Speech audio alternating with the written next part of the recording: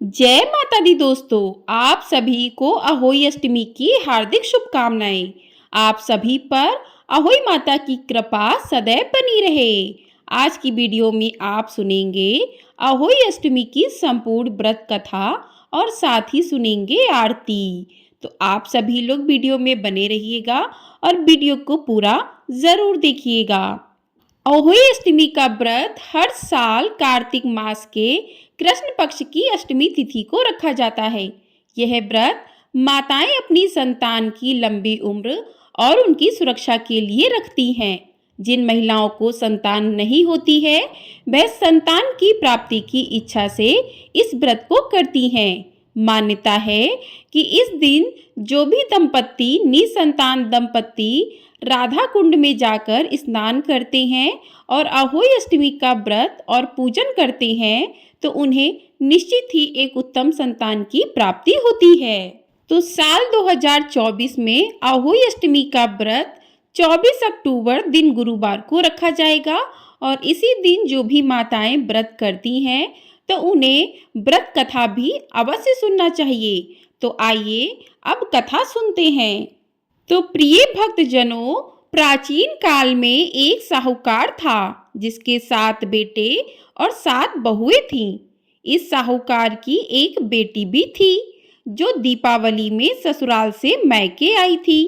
दीपावली पर घर को लीपने के लिए 7 बहुएं मिट्टी लाने जंगल में गईं, तो ननद भी उनके साथ चली गई। दीपावली से पहले कार्तिक वदी अष्टमी को 7 बहुएं अपनी इकलौती ननद के साथ जंगल में मिट्टी लेने गईं। जहां से वे मिट्टी खोद रही थीं, वहीं पर स्याहू सेही की मांद थी। मिट्टी खोदते समय ननद के हाथ से सेही का बच्चा मर गया। इससे क्रोध में आकर स्याहू माता ने ननद से कहा कि अब मैं तेरी कोख बांधूंगी। तब ननद अपनी 7 भाभियों से प्रार्थना करने लगी कि तुम में से कोई मेरे बदले अपनी कोख बंधवा ले। सभी भाभियों ने अपनी कोख बंधवाने से मना कर दिया, लेकिन छोटी भाभी सोचने लगी, अगर मैं कोख ना बंधाऊंगी तो सासू जी नाराज हो जाएंगी। ऐसा विचार करके ननद के बदले छोटी भाभी ने अपनी कोख बंधा ली। उसके बाद जब उसे जो बच्चा होता वह 7 दिन बाद मर जाता था। एक दिन साहूकार की स्त्री ने पंडित जी को बुलाकर पूछा कि क्या बात है, मेरी इस बहू की संतान 7वें दिन क्यों मर जाती है। तब पंडित जी ने बहू से कहा कि तुम काली सुरही गाय की पूजा किया करो। उन्होंने बताया कि दरअसल काली गाय स्याहू माता की भाईली है, वह तेरी कोख छोड़े तो तेरा बच्चा जिएगा। छोटी बहू ने पूरी लगन से गाय की सेवा की। एक दिन गौमाता बोली कि मेरे जागने से पहले कोई रोज मेरी सफाई कर जाता है, सो आज मैं देखूंगी। गौमाता खूब तड़के जागी तो क्या देखती है कि साहूकार के बेटे की बहू उसके नीचे सफाई आदि कर रही है। इससे गौमाता प्रसन्न हुई और बोली कि मैं तुमसे प्रसन्न हूँ, तुझे जो चाहिए वो मांग ले। तब साहूकार की बहू बोली कि स्याहू माता तुम्हारी भाईली है और उन्होंने मेरी कोख बांध रखी है, उनसे मेरी कोख को खुलवा दो। तभी गौ माता ने कहा, अच्छा। तब गौ माता 7 समुंदर पार अपनी भाईली के पास उसको लेकर चली। रास्ते में बड़ी कड़ी धूप थी, इसलिए दोनों एक पेड़ के नीचे बैठ गईं। इतने में वहां एक सांप दिखाई दिया। उसी पेड़ पर गरुड़ पंखनी के बच्चे थे। सांप गरुड़ पंखनी के बच्चों को मारने लगा। तब साहूकार की बहू ने सांप को मारकर ढाल के नीचे दबा दिया और बच्चों को बचा लिया। थोड़ी देर में गरुड़ पंखनी आई तो वहां खून पड़ा देखकर साहूकार की बहू को चोंच मारने लगी। तब साहूकारनी बोली कि मैंने तेरे बच्चे को मारा नहीं है, बल्कि सांप तेरे बच्चे को डसने आया था। मैंने तो तेरे बच्चों की रक्षा की है। इससे गरुड़ पंखनी प्रसन्न हुई और बोली कि मांग क्या मांगती है। वह बोली, 7 समुंदर पार स्याहू माता रहती हैं, मुझे तू उसके पास पहुंचा दे। तब गरुड़ पंखनी ने दोनों को अपनी पीठ पर बैठाकर स्याहू माता के पास पहुंचा दिया। स्याहू माता उन्हें देखकर बोली, आ बहन, बहुत दिनों बाद आई। फिर कहने लगी कि बहन, मेरे सिर में जू पड़ गई है। तब सुरही के कहने पर साहूकार की बहू ने सिलाई से उसकी जुएं निकाल दी। इस पर स्याहू माता प्रसन्न होकर बोली कि तेरे 7 बेटे और 7 बहुएं हों। साहूकारनी बोली कि मेरा तो एक भी बेटा नहीं है, 7 कहाँ से होंगे। स्याहू माता बोली, वचन दिया, वचन से फिरूं तो धोबी के कुंड पर ककरी हूं।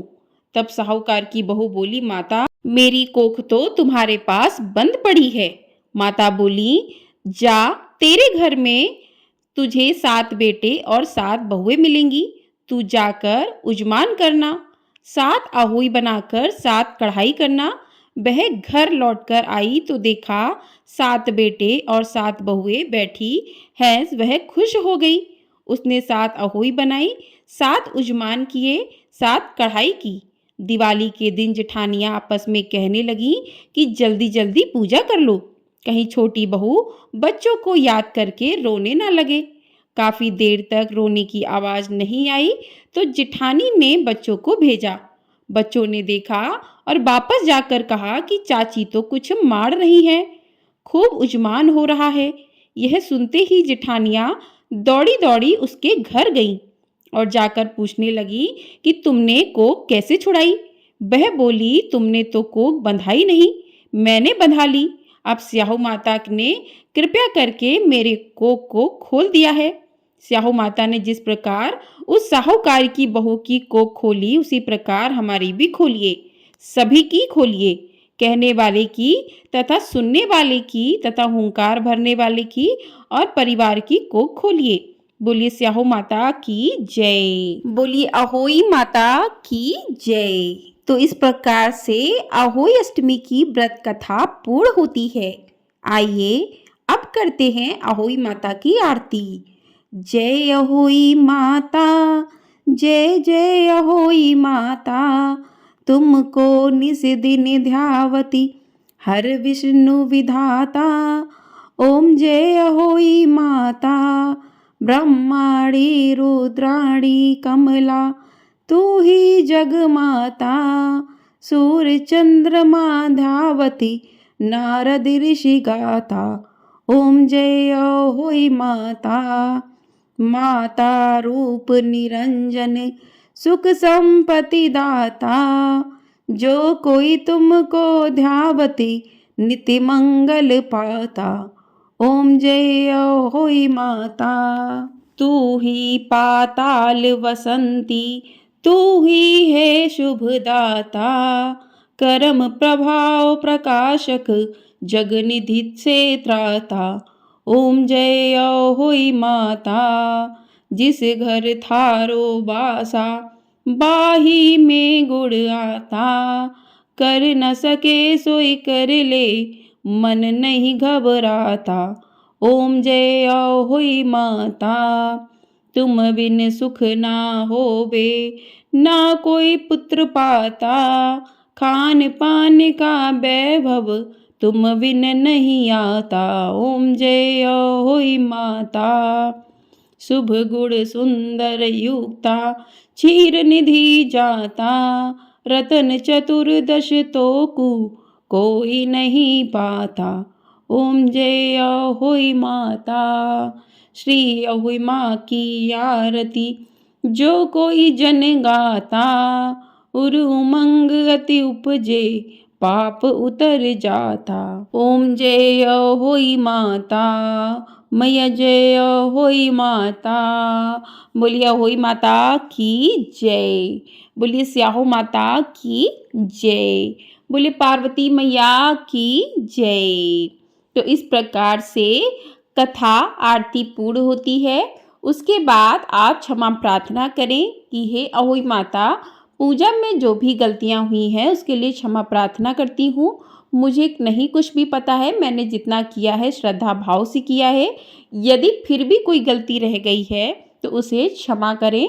तो इस प्रकार से माँ से क्षमा प्रार्थना करें। उसके बाद जो है आप तारे को अर्घ देकर इस व्रत का पारण करना चाहिए। तो शाम के समय भी आप दिन में पूजा करते हैं तो आप दिन में इस कथा को सुन लें, और यदि आप शाम के समय पूजा करते हैं तो शाम को इस कथा को सुनने के बाद तारों को अर्घ देकर व्रत का पारण करें। तो इस प्रकार से अहोई अष्टमी का व्रत पूर्ण होता है। आप सभी को ये वीडियो पसंद आई है तो वीडियो को लाइक शेयर, चैनल को सब्सक्राइब कर दीजिएगा। आपको हमारे चैनल पर कार्तिक मास महात्म्य के अध्याय भी सुनाए जा रहे हैं। यदि आप उन अध्यायों को सुनना चाहते हैं तो अध्यायों को सुन सकते हैं, और चैनल को सब्सक्राइब ज़रूर कर लीजिएगा ताकि आपको सभी वीडियो समय से प्राप्त हो सके। आपको हमारे चैनल पर कार्तिक मास की कथाएं भी सुनाई जा रही हैं तो उन्हें भी आप लोग अवश्य सुनिएगा। बोलिए अहोई माता की जय।